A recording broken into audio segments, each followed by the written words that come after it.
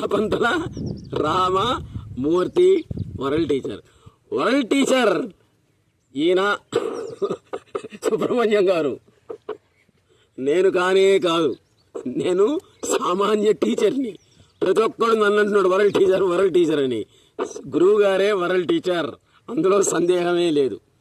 ఇటువంటి world teacher చాలా మంది ఉన్నారనమాట. ఒక వ్యక్తికి చెప్తే టీచర్ అవుతాడు, క్లాసులో పాఠాలు చెబితే. అజ్ఞానంతో ఉన్న లోకాన్ని చెప్తే వాళ్ళు వరల్డ్ టీచర్స్. వాళ్ళు ఎవరు అంటే సద్గురు సుబ్రహ్మణ్యం గారు, జీసస్, మహమ్మద్ ప్రవక్త, స్వామి వివేకానంద, రామకృష్ణ పరమహంస, జగద్గురు ఆది శంకరాచార్యులు, వాళ్ళు వరల్డ్ టీచర్. నేను సామాన్య టీచర్ని అంతే. నేను వరల్డ్ టీచర్ కానే కాదు. వరల్డ్ టీచర్ ఈయనే గురువు గారే. ఆయన ఆజ్ఞానుసారంగానే పుల్లాపుందల రామమూర్తి అనే దాని పక్కన వరల్డ్ టీచర్ పెట్టాం. ఈయనే చెప్పింది పెట్టుకోవయ్యా అన్నాడు. నేనన్నా పెట్టుకుంటే ఎట్లా గురువు గారు, అందరు నన్ను అంటారు కదా అన్న. అనుకుంటే వాళ్ళ కర్మ అన్నాడు. మరి పొరపాటున అయితే ఎట్లా అన్న, అయితే నీ కర్మ అన్నాడు అనమాట. అది నువ్వు కావు కదా, నువ్వు కానప్పుడు నీకెందుకు ఆ బాధ, పొరపాటున అయ్యావు అనుకో నీ కర్మ, అయితే అయితమేమో అని అన్నాడు అనమాట. సద్గురు సుబ్రహ్మణ్యం గారి యొక్క వాక్యాలు చాలా విచిత్రంగా ఉంటాయి. ఈయన అవధూత అనడంలో సందేహమే లేదు. శ్రీకాళహస్తిలో 7 అవధూతలు తిరుగుతూ ఉన్నారనమాట. మిగిలిన 6 కూడా రాత్రిపూట అర్ధరాత్రిలో తిరుగుతూ ఉంటారు. వాళ్ళు మనకు కనపడరు, చూడరు. కానీ అందరి చేత మాట్లాడేటువంటి వాడు, తిరిగేటువంటి వాడు, విచిత్రమైన వాక్యాలు చెప్పేటువంటి అవధూత ఈయన సద్గురు సుబ్రహ్మణ్యం గారు. ఆయన ఒకసారి దర్శించి తరించండి. దేవుడి యొక్క ఉచ్ఛ్వాస, జీవుడి యొక్క నిశ్వాస, దేవుడి యొక్క నిశ్వాస, జీవుడి యొక్క ఉచ్ఛ్వాసం. అమరుడు అమరుడు అంటాం, అమరజీవి పొట్టి శ్రీరాములు అని అంట కదా. అమరుడు అంటే ఎవరు అంటే మనం ఏమనుకుంటాం, మరణమే లేనివాడు అమరుడు అనుకుంటాం. అది కాదు, అసలు జన్మే లేనివాడు అమరుడు అంటాడు సద్గురు సుబ్రహ్మణ్యం గారు. మరణ ప్రారంభమే జననం అని పిలువబడుతూ ఉంది. నీ బర్త్డే ఎప్పుడైతే దేవుడు రాశాడో అప్పుడే పక్కనే డెత్ డే కూడా రాశాడు. ఇంతకాలం ఉండాలి, ఈ తర్వాత పోవాలని రాశాడనమాట. మనం దీనివల్ల పోయాడు అనుకుంటాం, తాగినందువల్ల పోయాడు, తిరిగినందువల్ల పోయాడు అనుకుంటాం. అందువల్ల కాదు, వాడు తాగపోయినా కానీ పోయేవాడే ఎక్కడున్నా కానీ. కాబట్టి బర్త్డే రోజే డెత్ డే రాశాడు ఆయన మహాశివుడు. అది తెలియక మనం దీనివల్ల పోయాడు అనుకుంటున్నాం. అది కానే కాదు అని అంటారు సద్గురు సుబ్రహ్మణ్యం గారు. ఆవేదనలే వేదాలకు మూలం. చూడండి ఏం చెప్తారు, వేదానికి మూలం ఏదంటే నీ ఆవేదన, నీ బాధలే వేదానికి మూలం. వేదనల యొక్క నివేదనలే ఆ వేదములు. రూపములు దేవునివి, నామములు జీవునివి. తనకు తాను రాసుకున్న ప్రేమలేఖలే ఈ భక్తి సాహిత్యం మొత్తం కూడా. లవ్ లెటర్స్ అన్నమాట. భక్తి సాహిత్యం రాస్తారు చూడండి, అదంతా ఏంటి, లవ్ లెటర్స్ ఉన్నాడు గురువు గారు సుబ్రహ్మణ్యం గారు. తనకు తాను రాసుకున్నటువంటి లవ్ లెటర్సే ఈ భక్తి సాహిత్యం మొత్తం కూడా. తాను లేకపోవడమే నిజంగా మత్తు. అది తాగినందువల్ల మత్తు కాదు. తాగితే కొంతసేపు మత్తు వస్తుంది, పోతుంది. కానీ తనకు తానే లేకపోవటమే అది నిజమైనటువంటి మత్తు. రమణ మహర్షి యొక్క మాటల మత్తులో పడి తరించినటువంటి వాళ్ళు ఎంతో మంది ఉన్నారు. వాళ్ళల్లో స్త్రీవాద రచన రాసిన చలం గారు కూడా ఒకరు. గతాన్ని స్మరించకుండా, భవిష్యత్తుని ఊహించకుండా సదా వర్తమానంలో జీవించు చాలు. స్మరణ వల్ల ప్రయోజనం స్మరించబడేది తానే అని తెలియడమే అవుతుంది.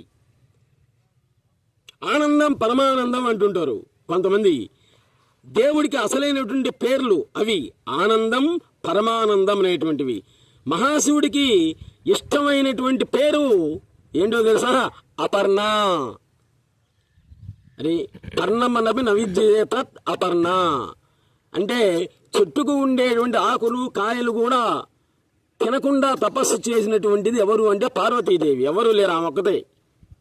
చుట్టూ నుండి రాలిపడినటువంటి ఆకులు కాయలు తిన్నదనమాట. అందుకే ఆమెకు అపర్ణ. మహాశివుడికి ఇష్టమైనటువంటి పేరేంటి అంటే అపర్ణ. మరి పార్వతికి ఇష్టమైనటువంటి నామం ఏది అంటే శివుడే. ఇంకంతకంటే వేరే ఏం లేదు. తన సుఖం పరుల అనుభవంలో ఉంటుంది ఎప్పుడూ కూడా. చూడండి ఏం చెప్పాడో, నీ సుఖం కాదు, అది పరుల కోసమే. నీ కన్ను, ముక్కు, చెవి, 4 అవయవాలు ఇచ్చు అన్ని, నీ శరీరంలో ఉండే ప్రతి అవయవం కూడా అది ఎవరి కోసం? నీ కోసం కాదు. నువ్వు అనుకుంటావు నా కోసం అనుకుంటున్నావు, నీ కోసం కాదు, ఇతరుల కోసమే ఇచ్చాడు. అది పరోపకారం కోసమే నీ శరీరంలో ఉండేటువంటి అవయవాలు ఒకసారి ఆలోచించుకోండి. నిజమే అది. మన అవయవాలన్నీ కూడా పరోపకారం కోసమే వచ్చాం, మన కోసం కాదు. అందుకే తన సుఖం పరుల అనుభవంలో ఉంటుంది. ఎప్పుడూ కూడా దుఃఖం అనేది తన అనుభవంలో ఉంటుంది. అంతే. నీకు ఆకలి అయితే నువ్వు తింటావు, నీ తలనొప్పి నీది. బాగా హెడేక్గా ఉంది అంటావు, ఆ హెడేక్ నాకు చూయించు అంటే ఏం చూపిస్తావు? బాగా ఆకలిగా ఉంది అంటావు, ఆకలి నాకు చూయించు అంటే ఏం చూపిస్తావు? కాబట్టి ఇవన్నీ కూడా ఇండివిజువల్, ఎవడి వాడి అవుతాయి అన్నమాట. కాబట్టి తన దుఃఖం తన అధీనంలో ఉంటుంది, తన సుఖం అనేది పరుల అధీనంలో ఉంటుంది. కొన్ని ఇతరులకు ఉండి తనకు లేకుంటే బాధ. అది వేరే వాడికి ఎన్నో పాపం, వాడికి బిల్డింగులు తర్వాత పెద్ద పెద్ద కార్లు ఉన్నాయి, అవి వీడికి లేవే అనేటువంటి బాధ.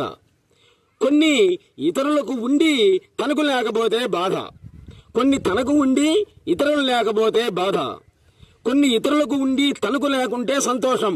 చూడండి అటు చెప్తున్నారు గురువు గారు.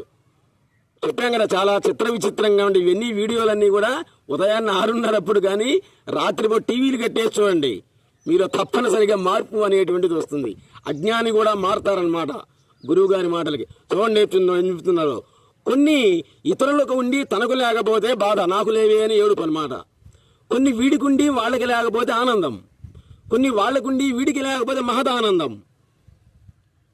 కొన్ని మాత్రం తనకు ఉండి వేరే వాళ్ళకి లేకపోతే వీడికి బాధ, కొన్ని తనకు ఉండి ఇతరులకు లేకపోతే సంతోషం. మానవుడి యొక్క జీవితం ఇదే.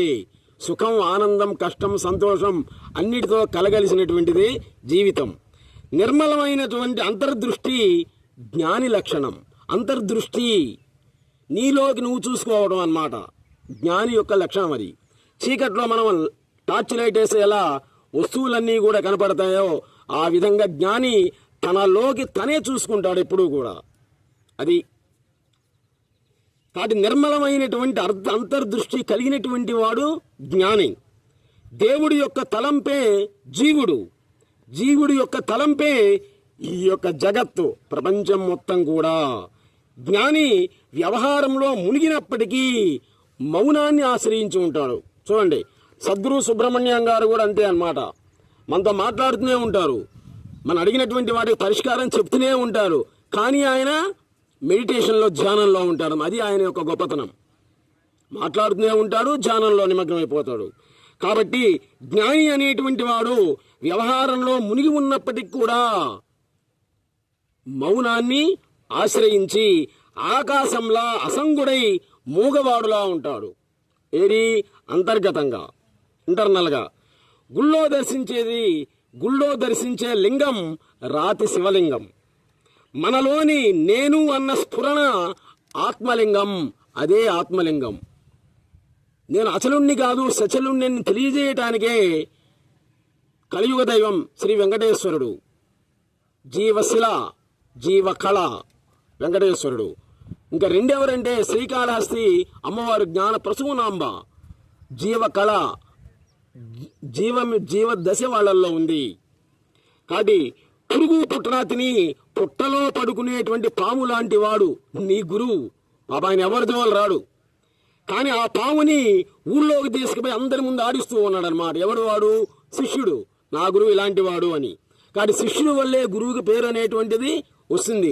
శిష్యుడే లేకపోతే ఆయన లేడు, ఆయన లేకపోతే వీడు లేడు. చర్చ అంటే దేవుడు ఉండడు. చూడండి ఏం చెప్పాడు. చర్చ అంటే దేవుడు ఉండనే ఉండడు.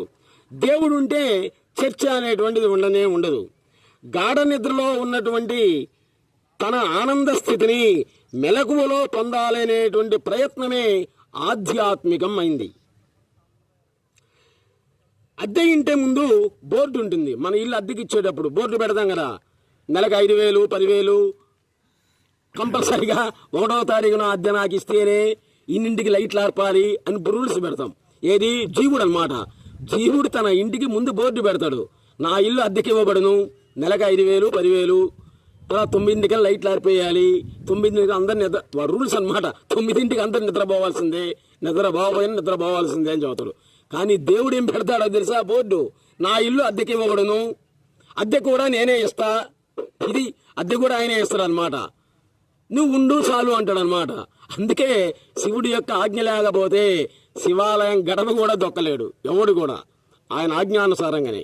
Please subscribe our channel Vallapantula Ramamurthy.